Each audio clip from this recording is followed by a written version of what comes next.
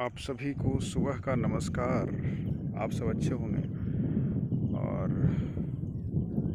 इस सुबह का आनंद लेने के लिए मैं आ गया हूँ फिर से इस वीराने जंगल में। चारों तरफ का ये खालीपन, सूनापन, और इस सूनेपन में जो राज है, उस राज को समझने के लिए हम यहाँ आते हैं, क्योंकि लाइफ, ज़िंदगी भी एक राज है। और इस राज को जो समझ गया वो बहुत कुछ हासिल कर लेता है, और जो नहीं समझा वो अधूरा और खाली खाली ज़िंदगी से निकल जाता है। तो आज हम बात करते हैं कुछ ऐसी ही चीज़ों पे। देखिए, इन झाड़ियों से होकर के हम लोग टहलते हुए निकलेंगे आगे।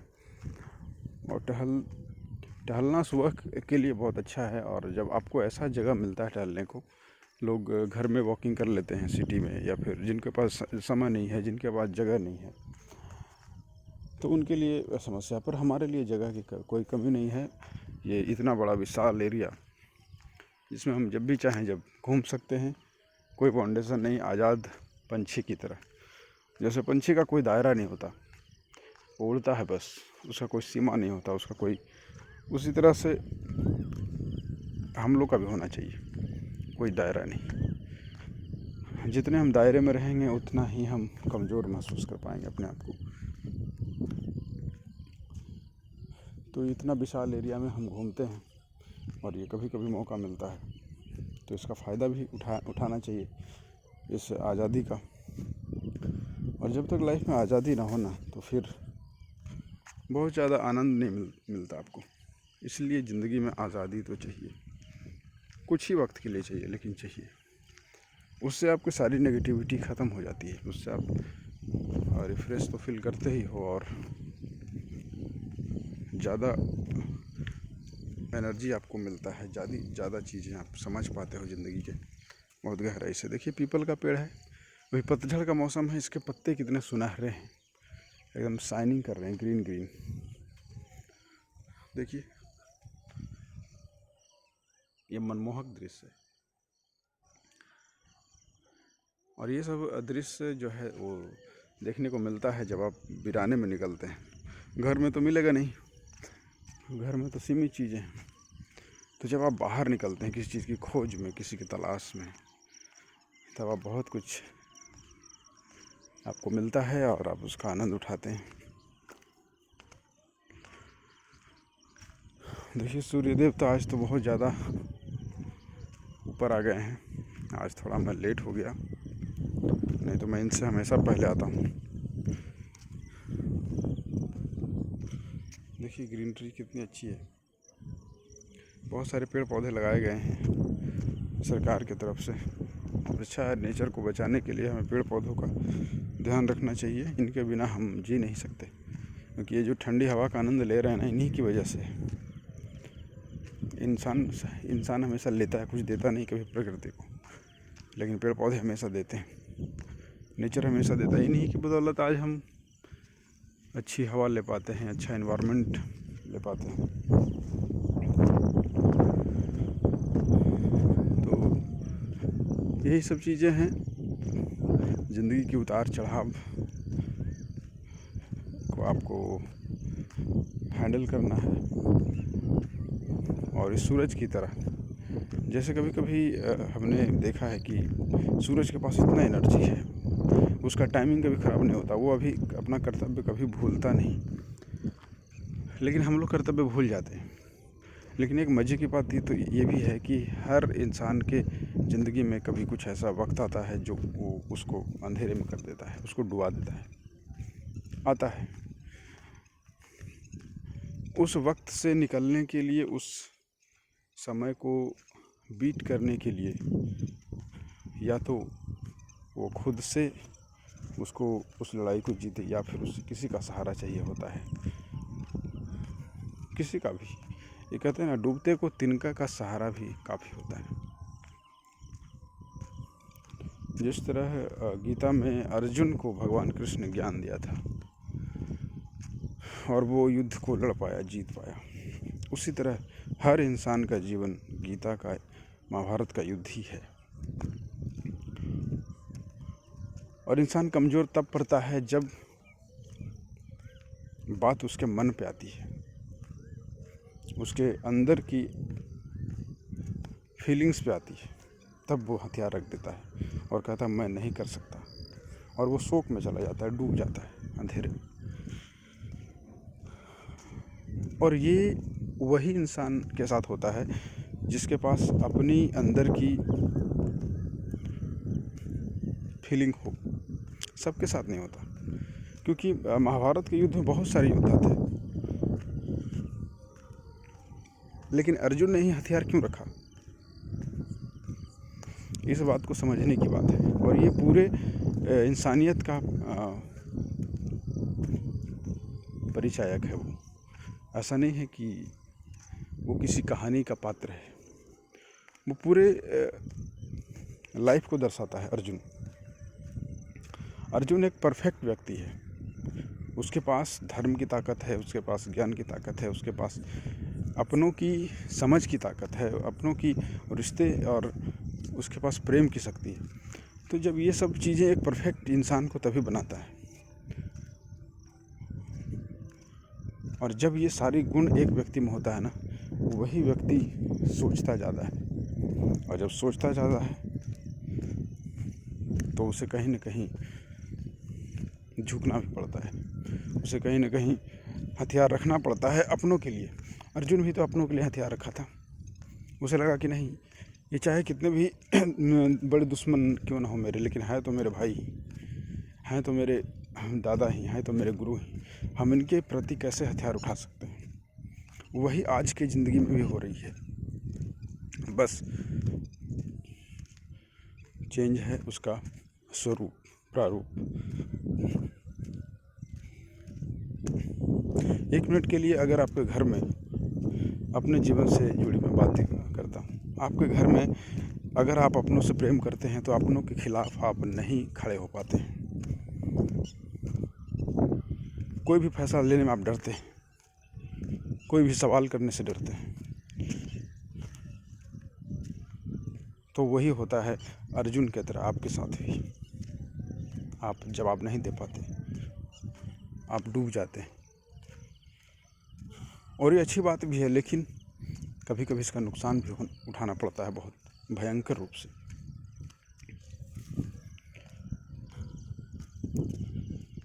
तो इस ऐसे वक्त में अर्जुन को कृष्ण की ज़रूरत पड़ती है, मतलब एक सहारे की ज़रूरत पड़ती है जो कि उससे उस वक्त से किसी भी तरह से निकाल पाए।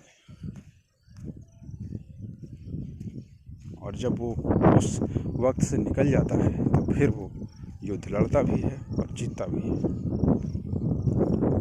यही ज़िंदगी की कहानी है, इसको हमें समझना चाहिए।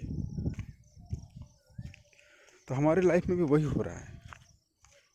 हम दुश्मनों से नहीं हारते, हम चैलेंजिंग सिचुएशन से नहीं हारते, हम हारते हैं जहाँ अपनों का साथ होता है। हम वहीं पे अपना कदम रखते हैं, वहीं पे अपना सर झुकाते हैं।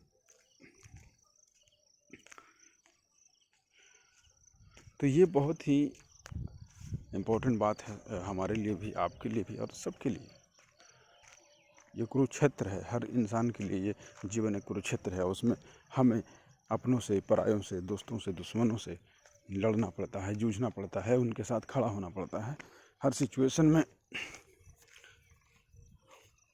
फाइट करना पड़ता है।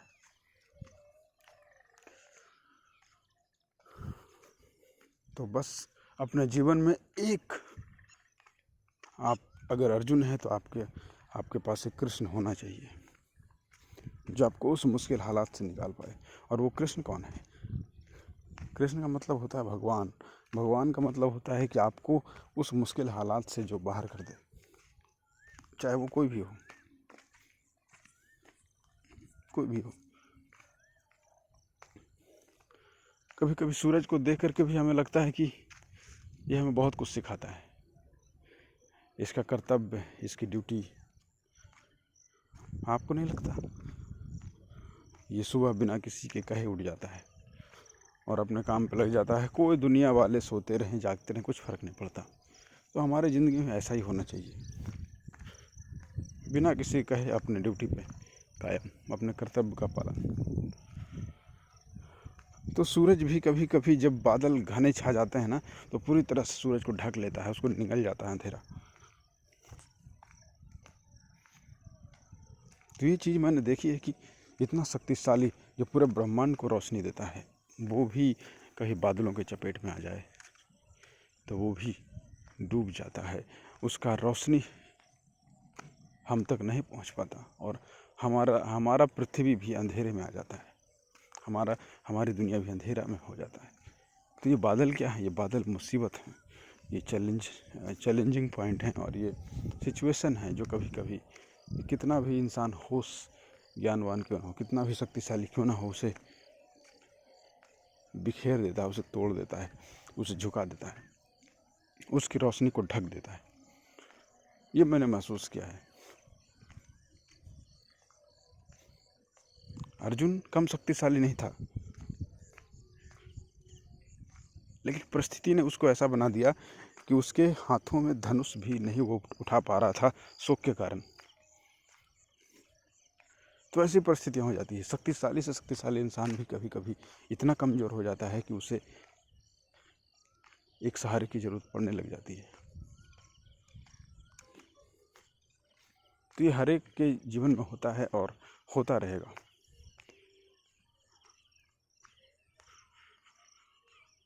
तो इससे घबराना नहीं है, इससे डरना भी नहीं है, वक्त देना है अपने आप को। वक्त के साथ साथ सब ठीक हो जाता है, लेकिन ज़्यादा वक्त भी नहीं, क्योंकि हर चीज़ का एक सही समय होता है। अगर ज़्यादा हो जाए तो उसका नुकसान उठाना पड़ सकता है।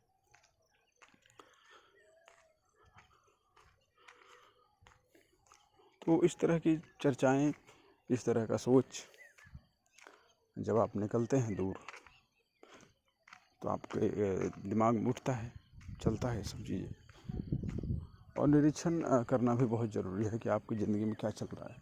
अगर कुछ गलत हो रहा है तो उसको भी आप देखिए, उसको ध्यान रखिए। अच्छा हो रहा है उसका भी आनंद लीजिए।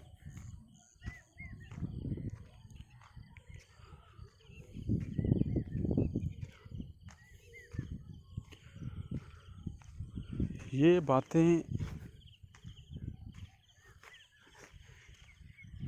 कर पाना एक बहुत बड़ी, आज के समय में ऐसी बातें कर पाना ही एक बहुत बड़ा चैलेंज है।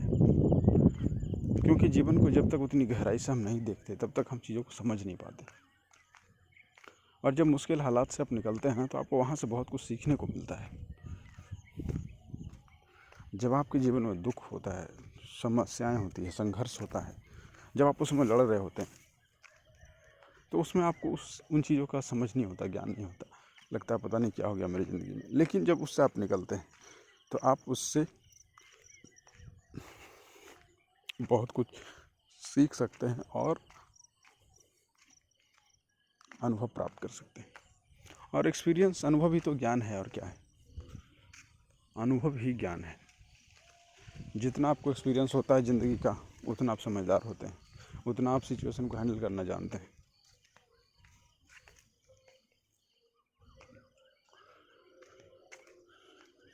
तो आज का सेशन, आज की बातचीत यहीं तक करते हैं। फिर मिलेंगे, अगर वक्त रहा तो कल भी शायद मिल पाएंगे। धन्यवाद। खुश रहें और खुशियाँ बांटें।